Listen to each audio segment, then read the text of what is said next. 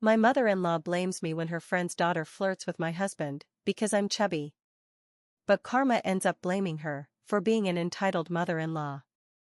A couple of days ago, my mother-in-law decided to throw a party at her house to celebrate her birthday.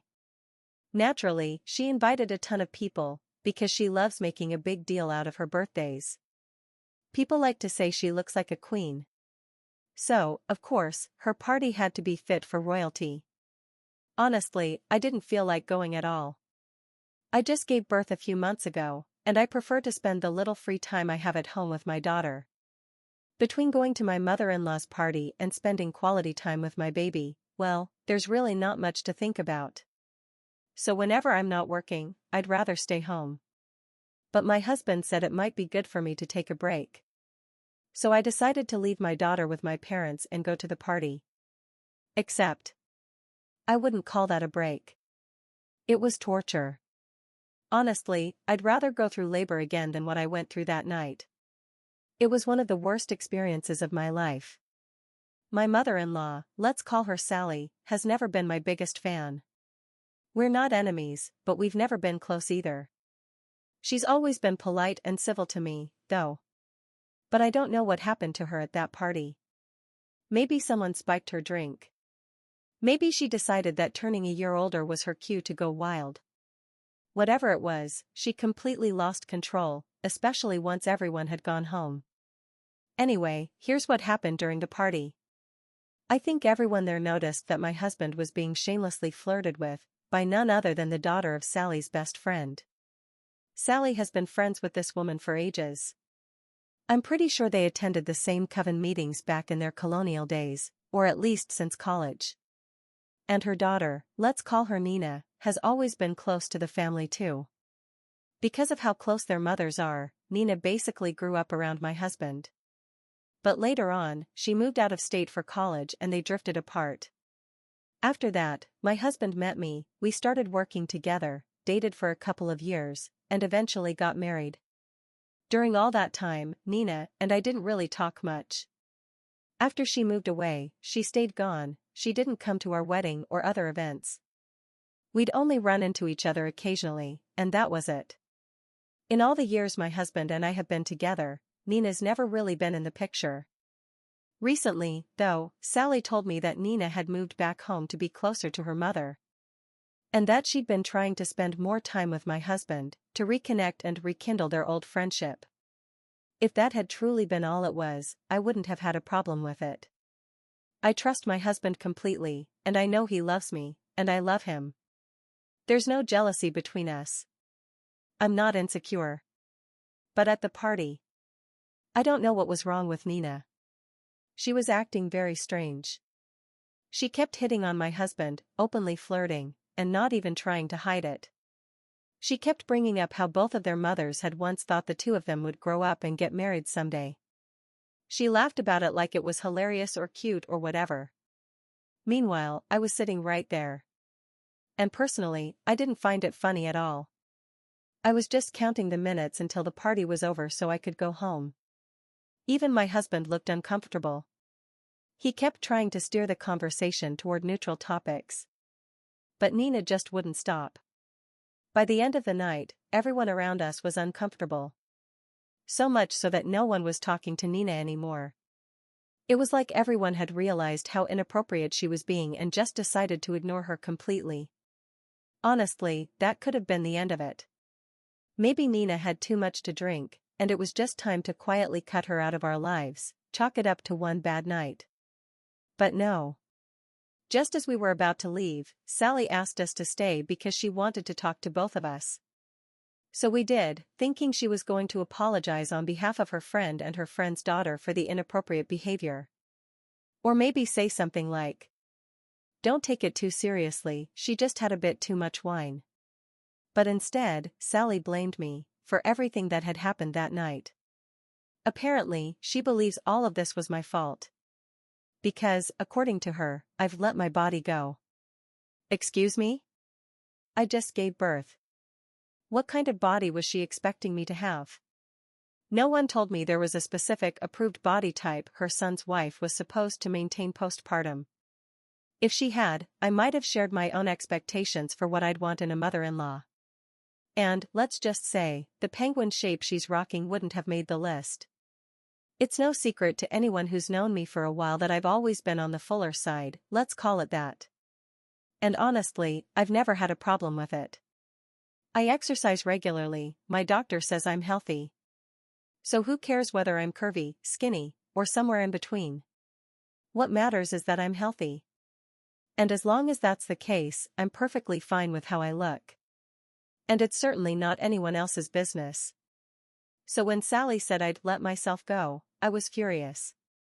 I was already in a bad mood after everything that had happened with Nina. And then Sally came in, salt shaker in hand, and dumped it straight into the wound. So yes, I am going to call her a witch and a penguin. Because right now, I can't think of a single nice thing to say about her. It's not like I was the one who convinced Nina to flirt with my husband. And I'm not exaggerating, Sally made it very clear that she believes the reason I've gained weight is because I don't care about my body or how others see me, and that it's embarrassing. At least now I finally know why she's never really liked me. According to her, I'm too big, not feminine enough. And there's just so much wrong with me that if it had been up to her, she would have chosen Nina over me. She even said that, even after giving birth, I've stayed fat. And haven't made any effort to lose the weight. She told me my body and my attitude are the reason women think they can walk all over me and flirt with my husband. And that I'm not only ruining my own reputation and image, I'm also damaging the public perception of my husband. And that had to change. Basically, she thought Nina behaved the way she did because I'd set the example that it's okay to walk over me. All that, just because I'm a little curvy. But I may be a little curvy. And I'm definitely not someone who stays quiet. So I responded to my wonderful mother-in-law in a tone she could fully understand. I raised my voice slightly, enunciating each syllable clearly, as if she were hard of hearing, and said, "Mother-in-law, you can go to hell." Obviously, that started a huge shouting match. I called her a bitter old woman who had nothing better to do than cause trouble because she didn't know how to mind her own business. But that was nothing compared to what happened next. When my husband went off on her, he might not have been yelling as harshly as I was. But his words, coming from her own son, cut deeper than anything I said. You could see it on her face. She clutched her chest like he'd stabbed her with every word, crying, "You're my son. You can't talk to me like that." He was furious. They were screaming at each other. And I was the one trying to get him to leave with me. But he refused. He was too angry to walk away. By the time we finally left, both of us were fuming. So much so that I didn't say a single word to him on the drive home, or even after we got there. Later that night, though, after we'd both cooled off, he sat down and wrote a long message to Nina. He told her that everything she'd said and done that night was completely out of line. That she had no right to speak to him like that. Especially knowing he was a married man. And definitely not in front of his wife. He said the only reason he didn't say anything publicly was because she was already doing a good enough job embarrassing herself. But, he wrote, this wasn't going to happen again. And that it would be best if they had no further contact. Not even as friends. He told her he didn't want to talk to her anymore. And he'd appreciate it if she left him alone. It was a pretty direct message. And after sending it, he blocked her number too. We never found out how Nina responded. But it didn't really matter, because my husband had stood up for me. Later that night, after he finished dealing with Nina, we finally talked about everything his mother had said. We both agreed that at this point, no kind of apology from her would fix things. Not even a sincere one. None of this behavior was normal for a mother or a mother-in-law. And we weren't going to tolerate it anymore. I was completely fine with cutting off contact. And my husband made it clear that he wasn't planning to talk to her either. Most importantly, he said she was no longer allowed in our house, and she would not be allowed to see her granddaughter. Because that's the price you pay when you insult and humiliate the woman who gave birth to your grandchild. He said, if she can't respect you, and if she can't respect the body that brought my daughter into this world, then she doesn't need to see her. And that's final. And honestly, that was his last word on the matter. But of course, the next day after the party, Sally reached out to us.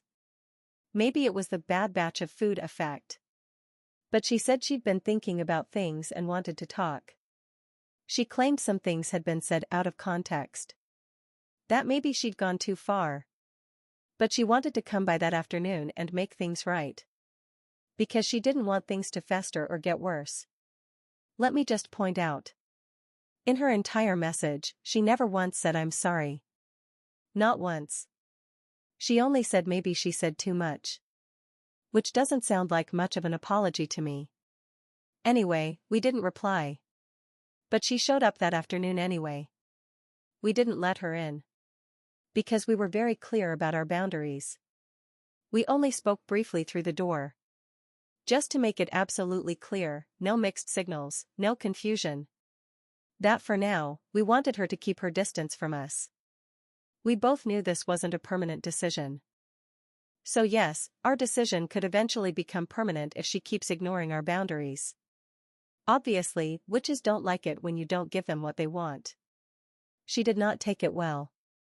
She started yelling, cursing us out, and thank goodness I had the foresight to leave my daughter at my parents' house. I had a feeling something like this might happen if she showed up, and I didn't want my baby anywhere near that kind of screaming. So in that sense, I got lucky. Still, it turned into an ugly fight. She told me that if I was offended by a few silly comments, it was because I was insecure, and that it only bothered me because it was true. And yes, of course it bothers me, because it is true. I just had a baby. I'm not completely comfortable with my body yet. But what does she expect, that I just quietly accept the insult and say nothing? So I decided to test her little theory. I told her, look, you look like a penguin. So, to prove your own point, you should take this insult with strength and dignity. And, well, no need to guess how that went. Telling her something she didn't want to hear didn't exactly go over well. By the time she left, she was furious, actually crying, so I know we hit a nerve. My husband thinks we don't need to check up on her or anything, he says she'll be fine. At this point, I don't even care about Nina anymore, only about everything my mother-in-law has done to blow this whole situation out of proportion. Sally was never even the main problem.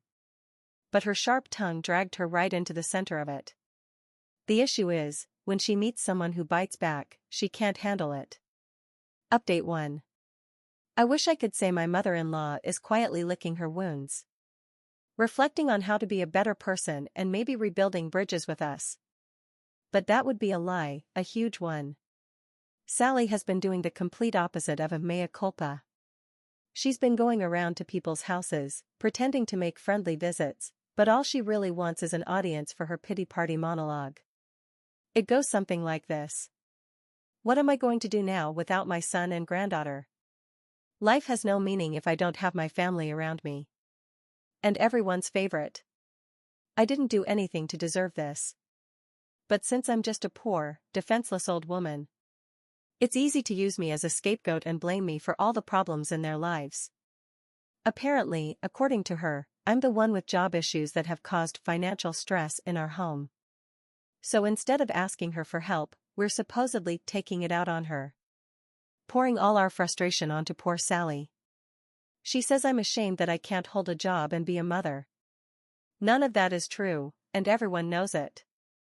But anyone who makes the mistake of opening their door to her and offering a cup of coffee has to sit through one of these melodramatic performances. At the end of the day, Sally has not taken the hit gracefully. Even penguins have more dignity than she does. This is exactly what we meant when we said our decision wasn't permanent, but could become so. If she was going to be cut off, she clearly decided, fine, then I'll go out with a bang. And she really committed to that idea. she was warned. Now she can cry all she wants. But she's running out of places to perform. Because after an hour of her sobbing monologues, people stop answering the door. Nowadays, when she knocks, folks use the same tactic they use for Jehovah's Witnesses. Honestly, I'd rather invite them in for coffee and listen to them talk about the Word of God. So that when Sally shows up, I can tell her I'm busy having coffee with the witnesses. And maybe she'll finally realize how annoying she is. Update 2. Within a month, my mother-in-law's tour, her one-woman show titled Why I'm the Good One and My Daughter-in-Law is Evil, officially ended. It ran for only 2 weeks before she had to cancel some performances due to low demand. The critics weren't kind either. Apparently, the play lacked substance, and her tears were crocodile grade. So, I don't have much to say about Sally today, or, as many people now call her, the Imperial Penguin. She's been hibernating, or whatever penguins do when they take a break from being narcissists. I hate to insult penguins like that. Because they're actually adorable creatures.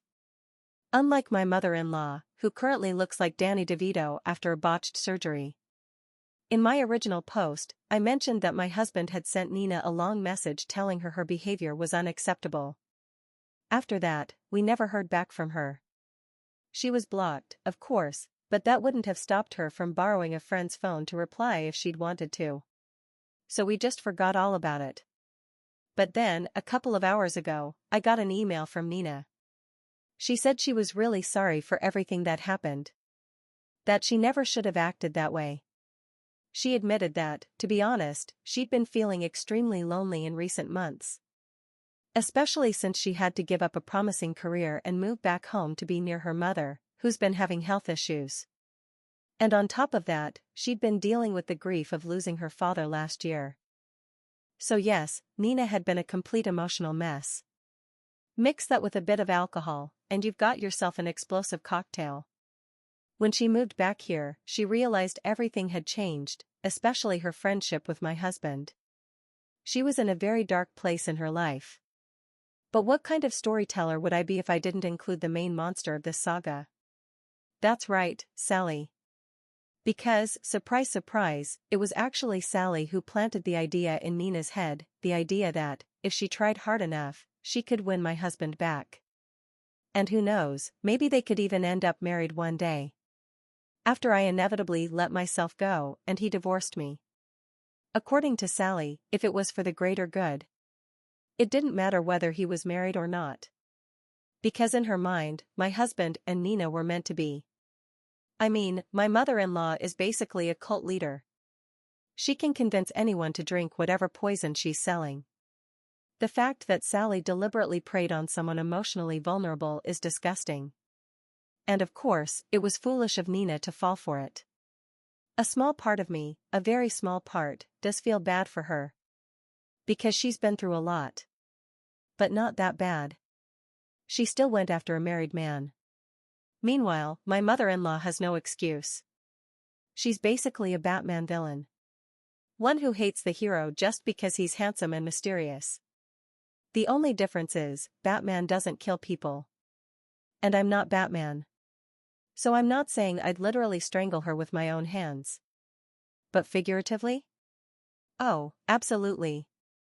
She's done nothing but lie, play the victim, and twist her face into a permanent scowl. Okay, maybe that last part's my anger talking. But seriously, she's a wicked old witch. Update 3. A few days ago, we got a call from Sally's next-door neighbor. The neighbor called to inform us that Sally had accidentally fallen down the stairs and injured herself. And of course, despite everything that's happened, my husband and I decided to go see her, because it was the decent thing to do. To be honest, we weren't sure how she'd react. But we made the wise choice of leaving our daughter with my parents before going. Just in case things got out of hand. Keep reading to see what happened. We didn't want her to think she could hurt herself just to manipulate us into letting her see her granddaughter. When we got to her house, a nurse opened the door, because Sally couldn't walk. That at least confirmed the accident was real. Or, we thought so at first. Though for all we knew, she could have been method acting and hired the nurse just to really commit to the role. Anyway, as soon as the nurse let us in, Sally started shouting from her bedroom, claiming there was no reason for us to visit her, and that we were just pretending to care about others, when in truth, we only cared about ourselves. The nurse looked away, and something about her face told me this wasn't her first encounter with my mother-in-law's entitled attitude. Sally went on to say that the only reason she'd even let the nurse open the door was because she wanted us to hear what she had to say. It was ridiculous, honestly. I was ready to leave right then and there. But my husband decided he wanted to have a face-to-face talk with his mother, literally. So he walked into her room, and she started yelling even louder, screaming that she didn't even want to see his face. That's when he brought up everything Nina had told me, and said that, after everything she'd done and put us through, she should feel lucky we even bothered to visit. He said it right to her face, looking her dead in the eye while she tried to act offended and looked away in fake indignation. Here's the thing, though. My husband knows his mother's financial situation inside out. If you audited her bank account, you'd have a hard time explaining how she could afford a private nurse. So he said, "Well, we'll get going. Looks like you've got everything covered here." But as soon as he started heading toward the door, she began begging him not to leave. Long story short, she had hired an expensive nurse, someone experienced in handling difficult clients like her. But within the week since she came home from the hospital, 2 nurses had already quit. This one was only on day 3, the record so far. Between that and all the expenses her insurance didn't cover, Sally was draining her savings. She wanted my husband to help cover her costs, or, at the very least, help her out so she wouldn't need a nurse full-time. That's why she'd called her neighbor and asked her to contact us. And why she'd put on that whole offended act. Anything but a real apology. So my husband asked if she'd be willing to apologize to me. She didn't say no, but immediately started making excuses. So my husband turned around and said, "We're done here. Let's go."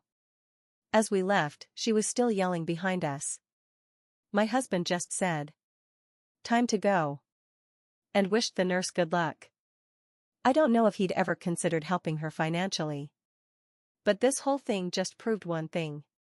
My mother-in-law wouldn't apologize, even if her life literally depended on it. She's the scorpion from that old fable about the frog. She'll always sting, because it's simply in her nature. Update 4. It's been a week since our last visit, and this time my husband decided to go see her alone. Clearly, she doesn't want me around, and frankly, I don't want to be anywhere near her either. She was already an extremely annoying woman when she was healthy, well, except maybe in the head, but now that she's injured, she's even worse. And no, her accident didn't involve her head, which is a shame. Maybe if she'd hit it, she would have become a better person or something. Anyway, he went, and about an hour later he came back. When I saw him, I honestly thought he'd stepped into the Dragon Ball Z time chamber. He looked like he'd aged 10 years in 60 minutes. He even looked like he'd grown a beard and picked up smoking. I can't begin to imagine the stress he went through in that one short visit. Apparently, the conversation was slightly better this time, probably because I wasn't there to trigger her rage. At least, that's what he said. Not that it's much of an excuse. It might also have helped that she knew if she started yelling, he'd leave, along with any chance of getting his financial help. Of course, he hadn't gone there to give her money, only to make sure she was okay, but she didn't know that. As it turns out, the accident happened when a couple of neighborhood kids rode their bikes down the sidewalk, perfectly legal, by the way. But she hates that because she believes it damages her pavement. So she stormed out to yell at them, slipped on a step, fell, and broke an arm. Apparently, a hip might be out of place too. My husband made sure nothing life-threatening was going on and was planning to leave. But then she started crying, begging him not to go, saying she was in too much pain to be alone. He told her she had everything covered, and if she needed money, she could take a loan against the house. That flipped her switch. She started screaming that if her fat wife had fallen, he would have rushed her to the hospital. And that I would have probably gotten there faster rolling. For the record, I'm not fat, I'm curvy. And I could joke about her flying over there like a bird. But penguins don't fly. My husband told her he was tired of her nonsense and that next time she got hurt, she shouldn't ask anyone to call him. If she had enough strength to run her filthy sewer mouth, she had enough strength to take care of herself. That started a massive argument between them, this time not about me, but about all my husband's childhood traumas because of her. Too long to unpack here, but if you've been following my posts, you know growing up with Sally wasn't exactly a Sunday stroll. She also admitted she'd already used her home equity loan for her pharaonic birthday party that I supposedly ruined. I still don't know what I did. Nina embarrassed herself all on her own, with a little help from Sally. Here's an idea, Sally. Next time, don't go into debt for a birthday party. Don't tell your friend's daughter to flirt with my husband. And for heaven's sake, don't yell at innocent kids for existing. In the end, my husband came home with 10 years' worth of trauma unpacked in an hour. He looked like life had run him over. He's now sitting on the couch watching sports and annihilating his fourth, or maybe fifth, beer. Edit, I forgot to mention, he also left his spare key at her house. He was planning to drop it off anyway, but after that visit, he said he'd rather stab something into his ear than remember where she lives. Update 5. My daughter is about to turn 1, and we sent out a bunch of invitations for her birthday party.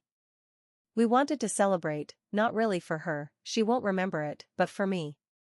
It's been a full year since I became a mom, and that's worth celebrating. Honestly, I doubt she'll remember anything. I barely remember my own 21st birthday, but for very different reasons. So yes, you can already imagine how thrilled my mother-in-law was to not be invited. We haven't spoken since our last run-in months ago. And anyone with even 1 gram of brain matter could have predicted she wasn't going to be invited. But somehow, she still found out we were throwing a big party, and she showed up at our house, demanding that we had to invite her whether we liked it or not. I told her what we needed was for her to leave. The witch refused and said she wouldn't tolerate that kind of insult. So I asked, "Okay then, what kind of insults would you tolerate?" She told my husband she would disinherit him. He asked, "Disinherit me from what money, exactly?" She went red, because he was right, she has none. Every accusation she made, we answered perfectly. And she was left speechless each time. Eventually, she left, but not before declaring that our daughter would grow up without knowing her grandmother. And that this, in her words, was a curse for a miserable life. Yes, she actually said that, like she was in a telenovela. If she'd had spotlights and dramatic music, it might have been impressive. But no, she's still not invited. If I were her, I'd be more worried about how to pay the mortgage. Because there's already a foreclosure notice on her lawn.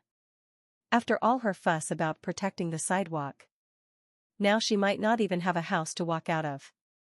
Maybe the next tenants will thank her for keeping the neighborhood kids from wearing down the pavement. Update 6. My mother-in-law recently hosted a special evening at her house. An event we, of course, weren't invited to. Apparently, she didn't think it was appropriate to invite us.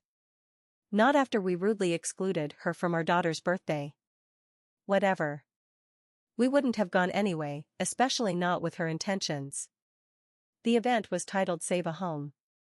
Personally, I would have called it Save the Penguins. She organized some kind of fundraiser, with food, drinks, and even gambling. All that was missing were prostitutes. But the gambling part is important. Yes, I know what you're thinking, and yes, I'm a bit of a geek, but I loved every minute of hearing about it. That part must have driven my mother-in-law crazy. The idea was that people would play games and also donate money to help her raise enough to stop the foreclosure on her house. Wanna guess how much she raised in donations? $5. Plus another $2, which were her own. She put them in the jar at the start of the night so it wouldn't look empty. The gambling went slightly better, she made around $700. But between the booze and the food, she probably spent about $200. Still nowhere near the $10,000 she needed to save the house. So yes, the Penguin fundraiser was a total failure. But that wasn't even the worst part of the night. Even though she didn't have a full-on underground casino, her county has a rule against cash card games with more than 6 players. It's a dumb rule, and of course, she had no idea about it. But I'm glad she didn't, because, the fine? $3,000. Her house goes to auction next week, that's the date they've set. And now, on top of that, she owes another $2,500 after negotiating the fine down. She should really look on the bright side. At least it wasn't the full $3,000. I don't know what other trouble she'll manage to get herself into next. But honestly, after all this, I just hope she finally moves somewhere colder. Seems like the climate would suit her kind better.